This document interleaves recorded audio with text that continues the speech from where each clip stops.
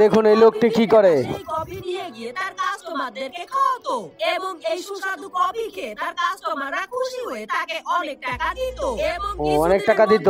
এই সুস্বাদু কফি বিখ্যাত হয়ে যায় এবং তার দোকানের সামনে সবাই কফি খাওয়ার জন্য ভিড় জমাতে শুরু করে। এজন্য এই পাজি কফি বিক্রেতা মেয়েটিকে দিয়ে আরো বেশি বেশি কফি বানাতে থাকে। তবে এত বেশি কফি বানানোর ফলে মেয়েটির মাথায় থাকা কাপটি ভেঙে যায় এবং মেয়েটির মাথার ভাঙা কাপ থেকে কফি পড়ে যেতে শুরু করে। এজন্য এই পাজি কফি বিক্রেতা কফি পড়ে যাওয়ার হাত থেকে বাঁচানোর চেষ্টা করতে থাকে। তারপর দেখুন ছেলেটির সাথে কি হয়। মেয়েটি তার মুখের মধ্যে থাকা কফির বীজ দিয়ে লোকটির উপর আক্রমণ করে লোকটিকে অজ্ঞান করে দেয়। এরপর এই মেয়েটি নিজেকে মুক্ত করে লোকটিকে চেয়ারের সঙ্গে বেঁধে তাকে নষ্ট কফির বীজ খাওয়ায়, যার কারণে ঠিক আছে। কফি বিক্রেতার মাথায় পচা কফি তৈরি হয় এবং এই পচা কফির গন্ধে পোকামাকড় এসে এই পাজি কফি বিক্রেতার উপর আক্রমণ করে যেমন কর্ম তেমন ফল।